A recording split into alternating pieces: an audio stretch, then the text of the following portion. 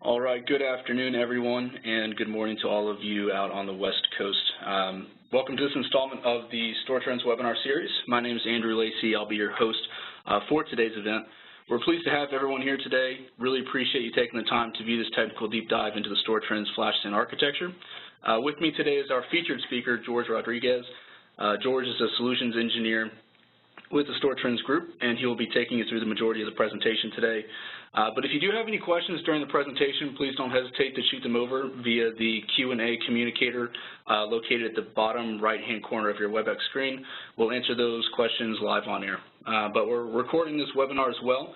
We'll share a copy of the presentation with you once it's been uploaded to YouTube. But thank you again for your time and interest in Stor Trends. And without further ado, here's George. Awesome. Thanks, Andrew. Hey, I hope everyone's having a good day. So here, what we're going to do here is we're going to take a deeper look into what our technology does and, how it works for you and stuff like that.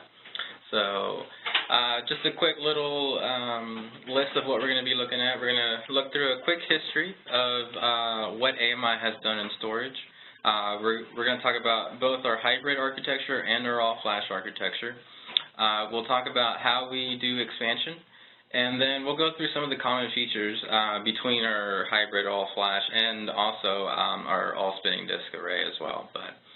And then we'll go through a couple of tools that help us and help you understand which one of these architectures would work best for you. So right off the bat, AMI, who are we, right? Everybody typically knows us from our bios. We were founded in 1985. We got a pretty good worldwide presence. Probably you haven't heard of us as far as Stor Trends because we are 80%, and that's probably a little generous there. We're about 80% engineers. And so we put all our time and our efforts into the engineering of our products more so than the marketing of our products. So that's probably why you may or may not have heard of the Stor Trends division of AMI. Through BIOS, through also our Mega Rack division, which actually OEMs out remote management cards like the HP ILO or the Dell iDRAC card. Between all of that and Stor Trends and all of that, we're in over half the computers in the world, so the company as a whole has a pretty good understanding of what goes into computing and all of that. Again, AMI as a whole has over 300 patents. For Stor Trends in particular, we have over about 114 patents. So it kind of speaks to how much effort we've put into building our product here from the ground up. So going forward, how did we get our start, right? So we actually got our start in storage through the Mega RAID controller. And so we started this, we designed this controller back in 1994. It quickly became the #1 RAID card in the world. We had, Gartner rated us #1 in their Magic Quadrant for RAID controllers and all of that. Back in 2001, we sold that division off to LSI, which actually is now part of Avago. But anyways, with that, obviously, a non-compete came into play. And once that non-compete was through, we actually brought back the core developers of the Mega RAID controller and to start writing up the code for Stor Trends. So again, not only do we have a rich foundation in storage, but the people that were architecturing the Stor Trends product have that same experience there with storage in general. So now let's get into it, right? So where has Stor Trends been? Where are we now? Where are we going? Stuff like that. So back in 2007, we came out with our 3400. This is an all-spinning array drive. Dual controller, 16 bay, all of that. Then we also have, in 2012, we came out with our hybrid array, our 3500. A hybrid, it's going to be a mix of SSDs and of spinning drives. And then early last year, we came out with our all-flash array. Excuse me, and that's our 3600 series. So we have a 3600 and a 3610. Obviously, those are going to be all SSD drives. What we do is we have some write-intensive drives and some read-intensive drives. obviously I'll go into a little more depth as we continue on through this presentation. But so really quickly, just a quick overview of the general consensus of the differences between hybrid and all flash architectures. Again, hybrid stands are going to be a mixture of those SSDs and the spinning drives. The SSDs are going to be utilized either in a cache or a tier, sometimes both. And the SSDs, again, are going to be hosting your hot data, the data that you are accessing on a day-to-day basis. The spinning drives are going to be more for a repository of data, of colder data.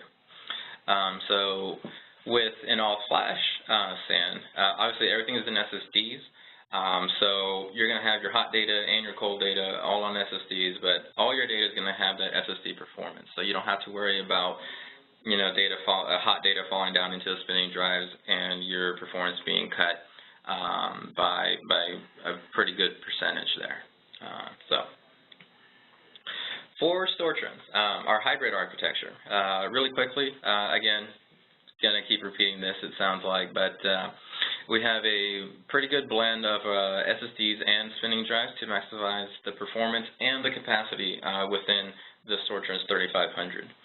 SSDs, what we do with our SSDs, like I was saying, some people do cache, some people do tier, some people do both. We are one of the few that does both SSD cache and tier within our SSDs. So what does that allow us to do? Actually, in the next slide, we'll start hitting in on both caching and tiering. But with the utilization of SSDs on the front end for your hot data, we can sustain latencies at a sub 3 millisecond sustained latency there. IOPS for the unit, you know, if you had a fully decked out 3500, you could get upwards of 256,000 IOPS out of a single stack 3500. So obviously with the two different types of SSDs that are being used within this architecture, we have to use some sort of tiering technology. And so part of that tiering technology is our automatically tuned volumes. And this allows the hot data portion of your volumes to be able to be to get that SSD performance, whereas the colder parts of that volume can go down to the spinning drives. Similarly, you can also give a quality of service to your volume. So if you do want to make sure that your volumes are getting that SSD performance, obviously you would turn that on. If you don't want them to touch those SSDs, maybe it's just a backup, or maybe it's something not as crucial, not as mission critical, you can make sure that they don't touch those SSDs. So those are the kind of things we can do there. Expansion of the SSDs is very simple. There's no need for a forklift upgrade. Simply, you know, we would either put in an expansion shelf, or the SSDs themselves, we can replace them with higher density capacity drives there as well. So, all right, so caching and tiering. So like I was saying, we do both within our hybrid array. So for the caching layer, this is going to offer that instantaneous performance for any recently accessed data. This could be new data coming into the unit. This could be data that had been cold for a while, and now you need to you know, run a report or something like that. So our caching layer is like a safety net also for our tiering, and so it's just kind of that one-off performance layer for your I/O there. And so because we are using SSD drives, we are able to offer more capacity in the cache than you would typically see in hybrids that use like NVRAM cards and stuff like that. So not only are you going to get more capacity out of those, but you're also going to get them for a more reasonable price than you would the NVRAM cards. So also the SSD caching isn't some dumb caching like the first byte that goes in is going to be the first byte that comes out or anything like that. We're actually going to monitor the blocks that are going to the SSD caching layer to ensure that if they're continuously accessed, we're going to keep them in the SSD cache portion of our architecture. Whereas once they are no longer accessed, then obviously we don't need to take up that space in the cache.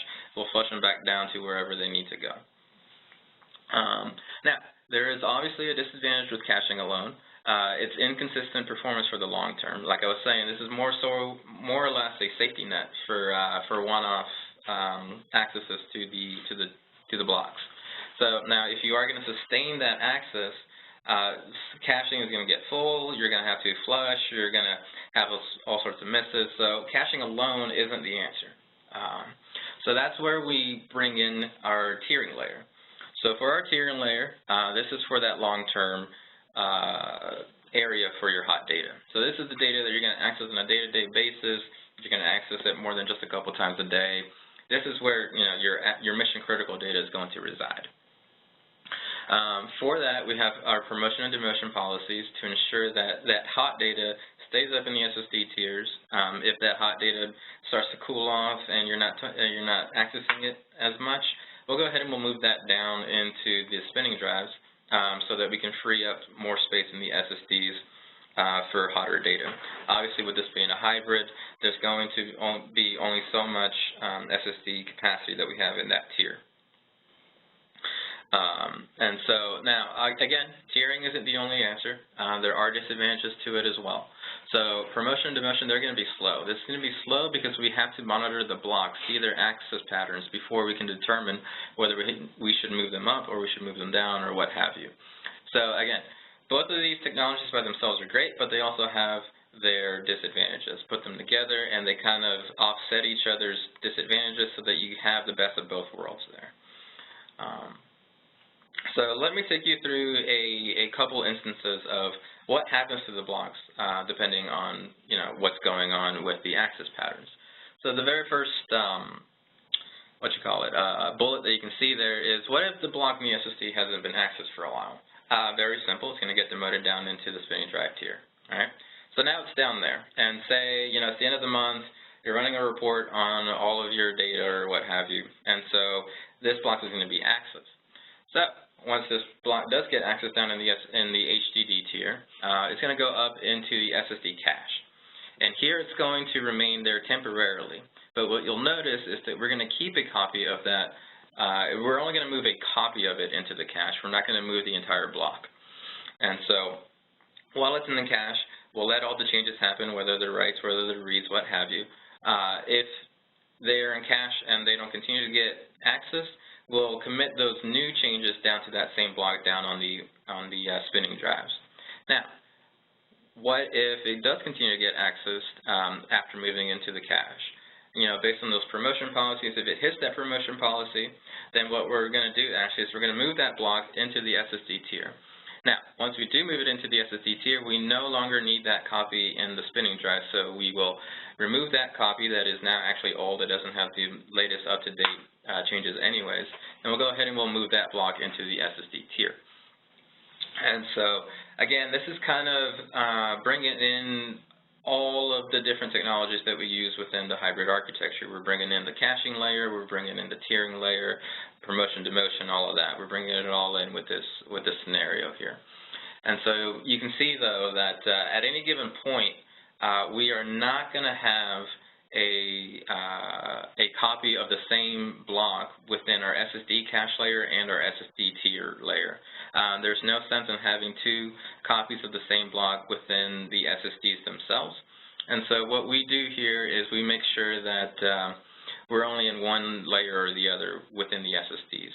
Again, we are limited on the amount of space within the SSD layers themselves, so we're going to optimize those as much as possible. Now, a new write that comes in, as long as that volume is set up for SSD tier space, then a new write will simply go into the tier. No need to go through cache, no need to go through the spinning drives first or anything like that. So obviously that's a very simple scenario there. So what are the advantages of using this architecture the way that it has been built? So we don't have to, we don't have any disk thrashing, system thrashing going back and forth between the spinning drives and the SSDs as soon as that block is being accessed just a single time or anything like that. And that also allows, better endurance of the SSDs themselves. We cut down on the number of non-medium errors and stuff on the spinning drive. So overall, it's better for the system as a whole anyways. Also, any frequently accessed block is going to have the best chance of being ensured some sort of SSD performance, whether it's in the cache whether it's in the tier.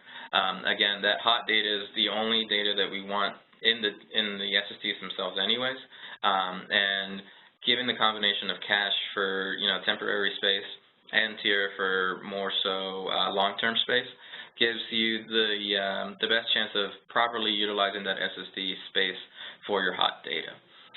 Because your hot data will be served up through the SSD layer here, your overall latency is going to be reduced tremendously from what you would traditionally see with spinning disks. And so, those are basically the advantages there. So, now, obviously I can tell you all day long, oh, we're great, we're the best thing ever, stuff like that. So what we did is we gave one of our 3500s to StorageReview.com. If you don't know about StorageReview.com, they are a non-pay-for-play player out there who will take your box, they'll put it through their own set of tests, and then they'll compare your results to results of other SANs, in our case, that are similarly configured, and then just put all the information out there. It doesn't matter if you did great, it doesn't matter if you did horribly, they don't care. They're going to publish the results either way. So what you can see here, though, we have a very simple test here, 8K block size, 70% reads, 30% writes. What's your latency based on that? And you can see the different threads, the different queue depths, and all of that. You can see, we have a couple of Dell EqualLogics here. We have an XIO unit, and we have an HP Store Virtual unit. And then we have us. We're the blue line there. So what I didn't touch upon before is one of the inherent issues with a hybrid unit is that as your SSD space does start to fill up, your latency is going to go up as it tries to flush data down or demote data from the SSD tier to make room for the hotter data. Obviously, at that point, the SSDs are going to be bottlenecked, but what the spinning drives below them can do. And obviously, the spinning drives are going to be magnitudes less IOPS-wise than the SSDs will. So traditionally, you're going to see these random spikes of latency as it flushes and as it demotes, and then you'll see the latency go back down as space starts to get freed up there. But what you can see here, though, that blue line down at the bottom there, that is us. So because we are able to utilize both caching and tiering for random one-off accesses as well as sustained accesses, we don't see the full effects of that consistent flushing or the consistent demoting down from the tier or anything like that. And so because we are using both technologies together, we can actually guarantee you a sustained level of latency there. We don't have major spikes of latency as we start to demote or as we start to flush out of cache or anything like that. And that's, again, because both technologies are working in tandem there. They kind of look out for each other. Again, they basically hide each other's disadvantages. And so the next thing here, again, is a little bit more performance from Storage Review. This is on a SQL Server that had 15,000 virtual users.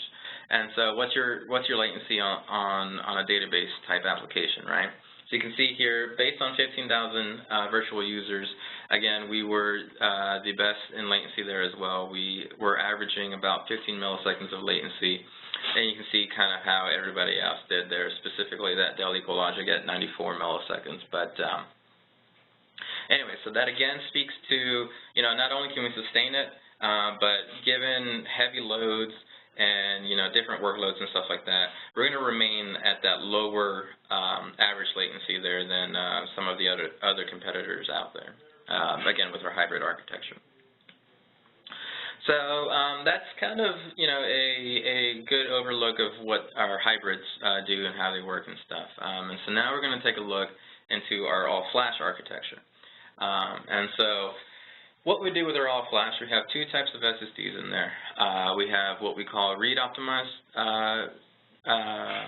drives, and we also have write optimized drives. And so the way that we use both of these types of drives, it helps us ensure endurance of all the drives from both tiers be, to hold their endurance for at least 5 years. Another thing that we do within the all-flash architecture is we utilize inline compression and deduplication. So what we've seen from our customer deployments, we're seeing about an average of a 4-to-1 data reduction ratio. Obviously, not everybody's going to get 4-to-1. Some people are going to get better than that. Some people are not going to get as good as that. But I'll actually touch on how we can see that before we actually put our SAN in your environment, so that we know going up front, hey, this is what you should be expecting, and you go from there. What's better about using all-flash technology is, if you remember, with the hybrid architecture, we were around sub 3 millisecond latencies sustained.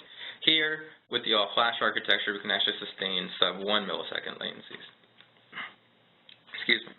And with this all-flash architecture, we can support up to 300,000 IOPS from a single stack. All right, so data reduction in the all-flash array. So how do we do it, right? So we're going to have, obviously, like I was saying, we have inline deduplication, we have inline compression. The deduplication, obviously, that's just going to make sure that we are only writing a particular block down to disk one time. If you have multiple copies of that, we'll just update the metadata table, or I'm sorry, the hash table, to just say, hey, I don't care where you're calling it from, it goes back to this one particular block here. That's more or less how the deduplication is going to work there. What this allows us to do is it allows us to increase both our performance and our endurance on the SSDs. Obviously, the fewer writes that you have going down to your SSD drives, the longer they're going to last.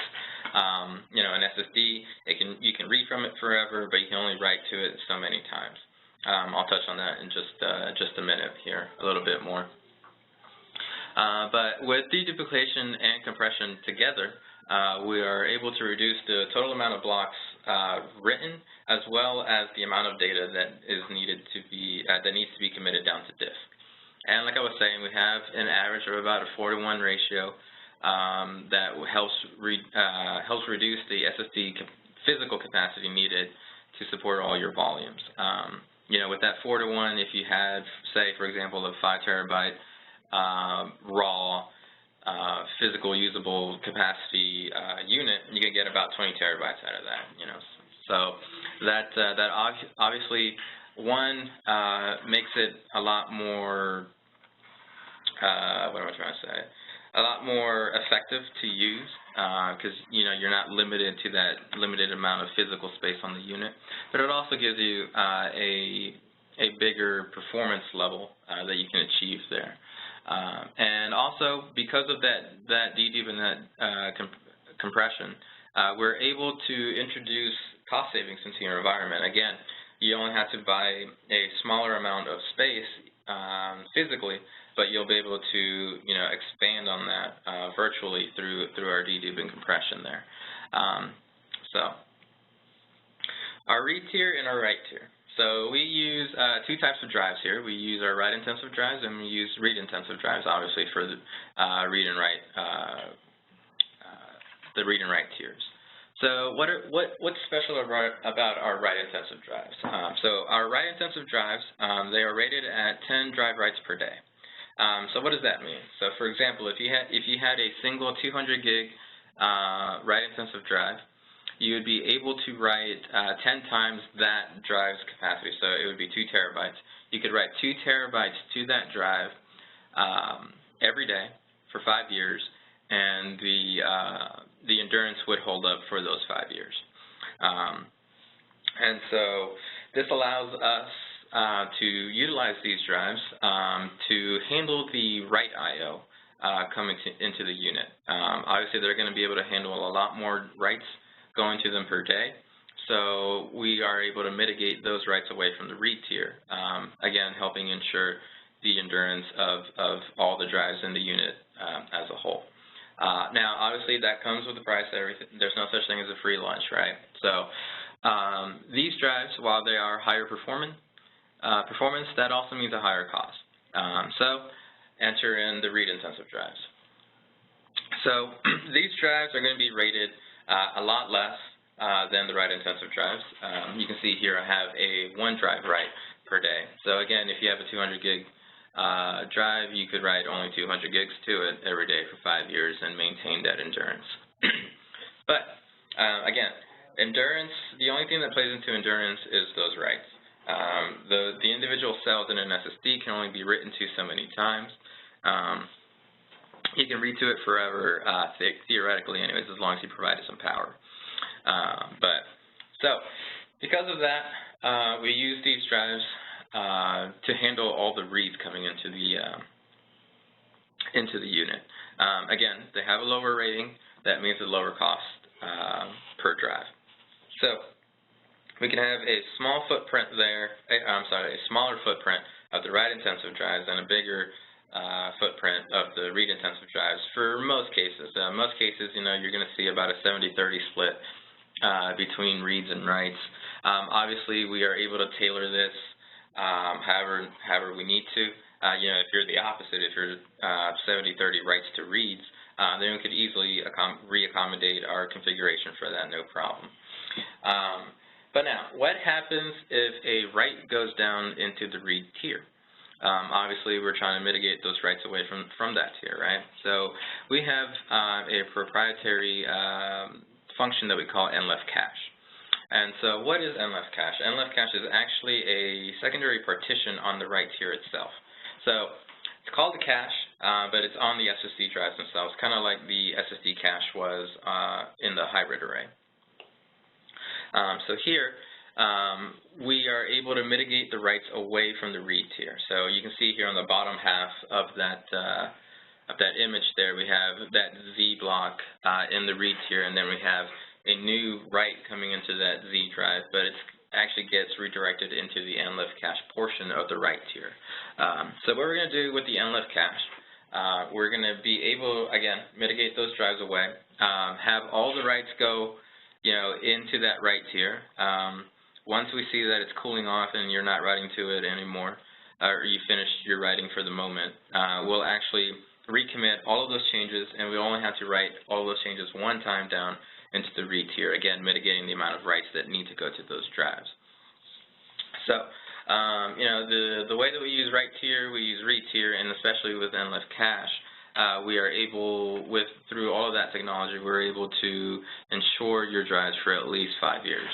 And as long as you have the warranty with us, obviously there's going to go past the 5 years, no problem. So let's continue on here. So that all flash array, right? How do we stack up against the competition? So DCIG ranked the all flash arrays for 2015-2016. Their buyer's guide for this year. You can see here we came in 4th in the excellent, at the top of the excellent region here. And so you may be asking me right now, oh, well, why are you bragging about being 4th, right? So let's take a look at the 3 people ahead of us. We have 2 HP 3-par SANs, and we have a NetApp SAN as well. What you'll see with them, the biggest differentiator between them and us is that we are a fraction of the cost of them. For example, that best-in-class right there, that HP 3-par StorServe 20,000, great unit, great unit. If you have about $500,000 to spend, go ahead, by all means, get that unit right there. That's about where it starts. It starts at about $400,000. Our 3600 there, we're going to start at $25,000. So that kind of gives you an idea of the differences in prices that we're talking about here. Not only that, but we were placed in that excellent level at the top of it. And so not only do we have a good price point, but we have the features to back it up. You can see here, you can see one of the bullets there. We were slated number 2 for the sub 100 terabyte all flash arrays behind Pure Storage for performance and for for features. But the main thing that DCIG loved about us that they weren't seeing from some of the other vendors out there is that we had that mix of that write tier and that read tier to mitigate the writes and the reads going back and forth to ensure the endurance levels of the drives for that 5 years. You can either go to the DCIG website itself. You can go to our website. Either one, you can download the entire the buyer's guide. You know, you can get an in-depth look into how we stood up to everybody else on the list here and whatnot. So another thing I want to talk about is expansion. How do we expand our units, right? So it's not going to matter what kind of unit you have. We're going to expand in a very similar fashion. So the way we do it is we do it via expansion shelves. And not only are they just expansion shelves, but you can add them in on the fly. You don't have to schedule some sort of maintenance window or anything like that to add in the expansion shelves. Like I was saying, they're available for all the Stor Trends SANs. In particular for the hybrid, we have a couple of configuration types that we can do.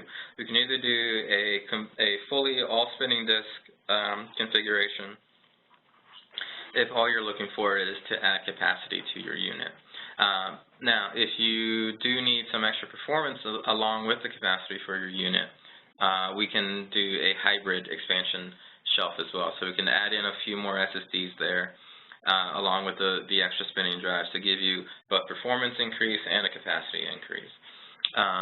For the all flash array, we will utilize both read-intensive drives and write-intensive drives in the expansion shelves.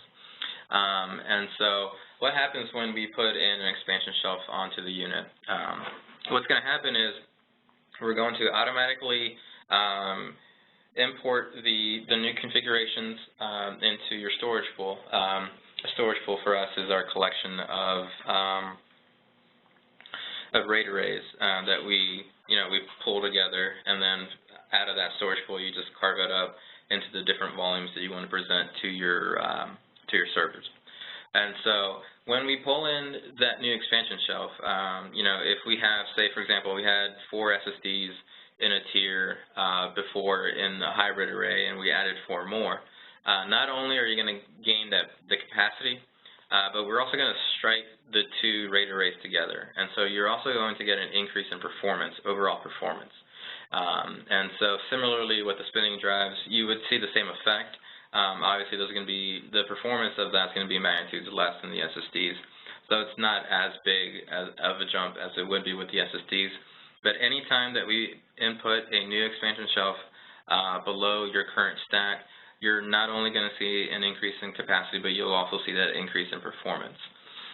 Similarly with the all-flash, we're going to input more write tier drives as well as read tier drives. And so, again, we'll see an increase in performance and capacity on both levels there. One thing to note on the all-flash, like I mentioned very briefly in the beginning, our 3600 is a series. So we have a 3600 and we have a 3610i. The difference between the two, aside from some physical differences, is that the 3610i is the expandable unit. The 3600 is not expandable. The reason that we did that is because, maybe you're interested in all flash, but, you have a very small footprint relatively to, some of the other footprints out there capacity-wise. Maybe you're running on 5, 10 terabytes at the most, and, you're not really growing your capacity at a crazy rate. And so within our 3600, we can support up to 64 terabytes. And so if you know for sure you're not going to, reach that 64 terabytes, a 3600 is going to make perfect sense for you. We're going to have, half the CPUs, half the memory, but that's only because we don't need all of that horsepower for the 3600 itself. Now, for the 3610, that is the expandable unit. It expands up to 256 terabytes, just like all of our other stacks. And what we're going to do there is we do double up on the CPUs and the memory in the head unit, and that's to account for the potential of expansion in the future. You see here all our expansion shelves, they connect through to our head units via redundant SAS cables. If you have multiple ones, obviously they kind of daisy chain down. So we do expand vertically, we don't expand horizontally. And out of a single stack, we're going to have up to 256 terabytes of usable capacity. There is a limitation on how many expansion shells you can have under a single head. That limitation is 3 expansion shells, excuse me, under a single head. The reason that we limited it at 3 is simply for performance reasons. We actually saw in performance testing, once we added that 4th one, we actually had an adverse effect on performance. You know, the multiple SAS connections there added latency and a whole bunch of other stuff. So we limited it at 3 just so that we're not affecting your overall performance there. But even with 3 expansion shells under a single head unit, 256 terabytes is easily attainable, no problem there. So now we're going to look at disaster recovery. This is another big thing that we've pushed more or less since we came out. And so with disaster recovery, one of the great things about our disaster recovery architecture is that you don't have to have the same unit on both ends of your replication here. So say you need that high performance in your primary site. So you go with a 3600, a 3610, or even a 3500. That's great. But then on your secondary site, you just need it to have a repository of your backups. You don't necessarily need that performance there. If your primary goes down for whatever reason, you can live off of that performance, for a short period of time while you take care of whatever needs taken care of at the primary site. If that's kind of where you're looking at, or if you just want to be, conscious about the cost of both sites, we do support, for example, that 3610. It can replicate all the way down to our 3400 or all spinning disk array. That wouldn't be a problem at all. So all of our different units can talk to each other. And going forward, anything that we release going forward, we'll also be able to talk to everybody else. That's always how we have done it, and that's how we're going to continue to do it. We don't want to pigeonhole you into having to have the exact same configuration on both sides there. Another thing that we do to try to optimize the replication windows here is we have what we call WDS, or our Wide Area Data Services. And so this does a couple things. If you ever have heard or used a technology such as a Riverbed technology or a Silver Peak technology, then you know that's basically a network optimization technology. And so we have our own proprietary version of that. And so we can optimize the link between sites. It could be, here we have one in Atlanta, Georgia, and then we're replicating over here to these 3 sites. That's all, within the United States. It could be, so far as we have one here in Atlanta, and then we're replicating over to India or Germany or South America somewhere, wherever. We could optimize the link no matter what. We can also do things like compressing across the wire. We can dedupe across the wire, and we can do encryption across the wire if you have security needs or concerns there. And so that WDS engine allows us to really be able to push as much data as possible between the sites in as little time as possible. So, your RTO gets reduced, and you're able to keep up your replication there. Our replication is based on our snapshots. And so with our snapshots, we can take snapshots as frequently as every 5 minutes, all the way to as frequently as every 12 months, and then basically anything between there. So, what I typically end up seeing is a customer wants, an hourly snapshot for, the last 12 hours, last 24 hours of the day. And then they might want a daily snapshot for the last week. They may want a weekly snapshot for the last month or so, and that's perfectly fine. Another thing that we do is just because you're taking the snapshot locally on the unit, on your primary unit, doesn't mean that that's going to automatically have to be replicated over to the secondary site. So, for example, you do have those hourly snapshots. Those are going to more likely than not be for if you need to recover, instantly, a user user accidentally deleted a file or they deleted their mailbox or something. I don't know. You wouldn't necessarily have to go to the secondary site to pull that off. You could pull it off locally from the primary unit there. But say, the daily snapshots, those are the ones that you do want to have replicated. That's perfectly fine. We support up to 6 different schedules for snapshots, and then we can pick and choose which one of those schedules we replicate. Another thing that we do to make sure that we're not, having an adverse effect on your day-to-day I/O is we can schedule when you want to replicate your data. So, say for example, during the week, the work week, you work your business is a normal 9 to 5 or something like that. So during that time, you let the replication go as normal, and you start seeing some degradation in performance of your I/O coming into the unit. So what we can do is we can either throttle the amount of replication that happens during the day, or we can just turn it off completely during the day if that's what's needed. And then we can say, go full board at nights or on the weekends or whatever. And so we can, finely tune when you're replicating, what you're replicating, and all of that. So there's definitely a lot of functionality built into our disaster recovery architecture. Before we got into the flash play, whether it's hybrid or all flash, the disaster recovery architecture was a huge selling point for us. So continue on here.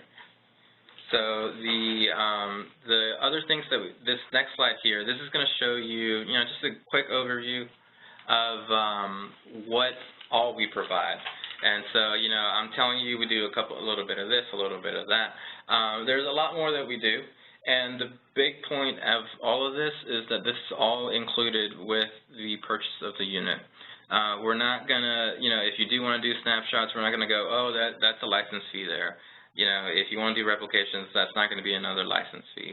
If you want to do, data tiering and all of that, that's all included. As soon as you buy the unit, you have all of our features at your fingertips to utilize as you seem fit. A few of the big ones here, obviously we got to have that VMware certified support there. It'd be almost impossible to have any sort of real traction out there if we didn't support VMware. We support all of the VAI primitives. We support the mandatory ones as well as the optional ones. Of course, that's the iSCSI primitives, not the NFS primitives. We are also Citrix certified, Microsoft certified. So all the big players out there, whatever you're using, we're going to be certified with all of that.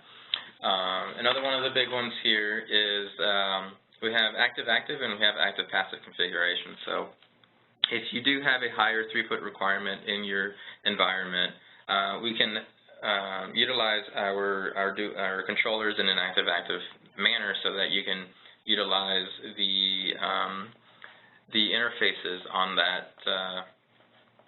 on both of those controllers simultaneously, so you can have a full load of throughput available to you there. For most cases, we're going to see more or less an active-passive configuration. One controller is going to be active unless something goes awry and it fails over to the other controller. Excuse me. One of the other big things here, let's see, anything else I should touch on? We do have email alerts, so we have a phone home type technology built in. Obviously, as long as your unit can talk to your email server, we'll be able to send out email alerts. One, you'll be able to send them out to whoever you deem necessary to receive them. Two, they'll also be sent out to us. And so by default, we'll get all of the critical events. You can choose, for everybody else, you can choose if they get informational. If you really hate that person and you want their mailbox to be filled up all day long with every little thing that happens in the unit, you can set the informational there. Otherwise, what we typically see and what I typically recommend is to capture all the warning and critical events within the unit. And so with that, though, we are able to provide, great support there, because as soon as something happens within the unit, we're contacting you. We're going, hey, if we see a power supply fail, we go, hey, is this a true failure? Are you just doing maintenance? Do we need to take any sort of action there? If we see a failed drive, we go ahead and we start the RMA process. We give you a call and we're going, hey, we've just shipped you a drive. We noticed that one of your drives failed. It should be there tomorrow. If you have 4-hour on-site, it should be there in a couple hours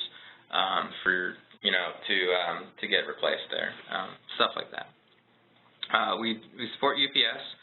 We support, the APC smart UPSs, Trip Lite, all of that. If you have a network UPS, we have support for that as well.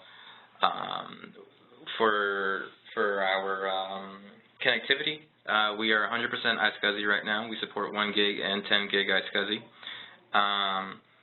Let's see here. With that, we can also team those interfaces if need be. We can do 802.3AD. Some of you might know it as link aggregation. We can do round robin. We can do adaptive load balancing. We can do transmit load balancing. So we have a few options there as far as teaming goes. If you have separate subnets within your infrastructure, we can do multipathing on the server side. We have multiple options there. So I've been talking about hybrid. I've been talking about all flash. How do we know, which one is going to work better in your environment? And so I'll show you the tools we use here in a second. But basically, the deciding factor is going to be what is your data compaction ratio. What we've determined to be our breaking point there is about a 3-to-1 data compaction ratio. If you meet that 3-to-1, or somewhere close to it, like a 2.8, 2.9 or something like that, onwards and upwards there, then the all-flash architecture will work great for you. If not, and there are some cases where it doesn't work. You have a whole bunch of huge files that are very unique, that are pre-compressed by the OS or something like that, then, hey, it's not going to work, right? So we're not going to push the all-flash on you just because it's the latest and greatest technology out there. If a hybrid makes more sense for you, that's what we're going to push. We're not going to try to force anything down your throat. We have a multitude, and I mean a multitude, of different configurations out there so that we can make sure that we get you the right fit in your environment. And so how do we do that? So we have a couple tools. One of the tools that we have is our Dedupe analyzer tool. And so this is the big one. This is the one that's going to let you know, hey, should I go hybrid? Should I go all flash, right? So it's very simple. This tool, you can download it from our website. It's a free download. Just give a little bit of your information, like, your company, your email, your name, all of that. And it'll send you a download link. You'll download the tool. You'll start running it in one of your servers. One of the big things about this tool in particular is we are not going to run it on any live data. So this is actually going to go through your data, compare the blocks, and spit out a data compaction ratio. And so because of that, this tool has to be run on some sort of backup data, or the data has to be offline or something like that. So typically what we have people do is run it on one of their backups, or if they have a maintenance window, run it during that maintenance window, something like that. So what it's going to do, you don't have to run it through your entire environment. You can run it on a subsection of your data, just enough to where we have a good overview of what kind of files you have in your system, and we can get a good idea of the potential dedupe and compression levels there. And so what this will do, it's going to depend on how much capacity you give it. One single run can support up to 10 terabytes worth of data churning there. And so what we're going to get out of this, obviously we're going to get our dedupe ratios there. We're going to be able to start to see, if the all flash is the way to go here. All right, let's start talking about, how much space do we need in the write tier, how much space do we need in the read tier, and then we'll start talking about, all right, let's also start talking about capacity growth. do we want it all up front? Do we just want to have expansion shells down the road? Do we even need it? Stuff like that. So those questions there at the end that I just posed, those are going to be answered by one of our other tools, the iData tool. This tool, very similarly to the Dedupe analyzer, this can be downloaded for free from our website. This is going to be an analysis tool that runs in your environment. Don't worry, it's non-intrusive. All you have to do is set it up on one of your servers. Just make sure that server doesn't get rebooted in the middle of the night or anything like that. And make sure that server has access to all of the networks that you want to monitor. And so it's very simple to set up. You go through, I believe, 3 pages worth of inputting information, and you're good to go. This tool will run by default for about 7 days. It will, if you're on a time crunch, you can, limit that down to as little as 1 day. We typically try to avoid 1 day, 2 day runs. There could be some sort of anomaly within your system that day or those couple days. And so we don't want to go off on base our configuration on an anomaly if possible. So that's why we tend to get 7 days. Those anomalies tend to work themselves out over an extended period of time.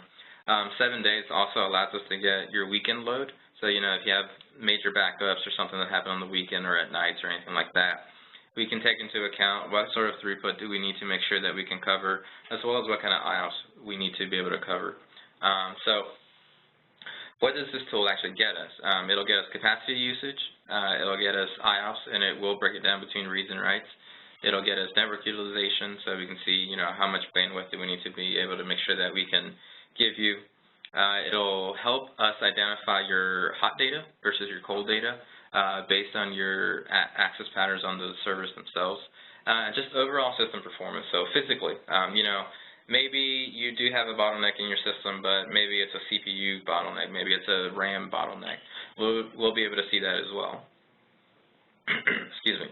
And so with this tool, we support different types of servers as well. Obviously, we support Windows servers. We support ESX servers. We support the entire vCenter if you want to simplify what you're putting in here. We have support for a few Linux distributions like a CentOS or Red Hat and stuff like that. We've seen those to be the most typical out there, so we have support for that as well. And so depending on your server type, all that the tool is doing is it's pulling the performance metrics that the OS is pulling itself anyways. So for example, in Windows, we would pull the same information that perfmon is pulling. In ESX, all the different numbers that it pulls through ESX top and all of that, we'll pull those exact same numbers. So again, that's part of the non-intrusive part. That's part of, we're not adding any extra load onto your unit. It's not going to have any sort of impact on your environment in any way, shape, or form. But anyways, once that run is done, you'll get the file that gets generated back to us. We'll have one of our Stor Trends engineers take a look at it, and then typically within a day or two. And then what they'll do is they'll generate one of these reports here that you can see here, the forefront here. This is just the front page, the overall page. But what this report does is it goes in depth into just about anything that you could want to know about your environment. It'll show you the overall summary. It'll show you an in-depth summary of each individual server that was monitored. It'll show you an in-depth information of the individual drives or data stores or what have you in your server themselves. And then for a virtualized environment in VMware, it'll also pull the individual information for each one of your VMs as well. So whatever bottleneck you may have, whatever single VM or couple VMs that have that higher performance requirement, we'll be able to tell that. We'll be able to narrow it down to the exact VM, to the exact drive, and go, all right, here's, what needs attention. Here's, your overall scope that we're seeing here, and we'll be able to say, based on this information, if we were going for a hybrid, here's how much SSD space we need, as opposed to spinning drive space based on your capacity growth. Here's where you'll be in 5 years, stuff like that. We'll be able to tell, for a all-flash array, we'll be able to say, well, here's how much writes we saw, on a day-to-day basis. Based on that, your write space should be this big, and then your read here, should be this big. And then obviously we'll be able to tell you, you should be able to get away with 1 gig, or no, you might want to look at 10 gig and stuff like that. So those are the kind of things that this tool is really good about, showing us some answers and some really in-depth looks into your environment as a whole. And this isn't just for us. Again, this is a free tool. Even if you don't end up buying one of our units, this is very valuable information. While we would love, obviously we want you to buy one of our units, if you use this information and you realize, hey, another option works better for me, that's fine. We just want you to have this information for your own good there. It's not just for us. So that's kind of what the iData tool does there. Obviously this one goes into a lot more depth than the Dedupe tool, which kind of just gives you that Dedupe number there. But so that's pretty much the end of the webinar here. One last thing, just to remind you, within this webinar series, we are giving away a drone. The drawing will be held on the 24th during the webinar for the VMware Management and Best Practices with Stor Trends, which is on March 24th between 2 and 2:30. At the end of that webinar, we will be drawing and announcing the winner. And so if you haven't already, you can go to this link right here and sign up to put your name in the drawing for that drone there.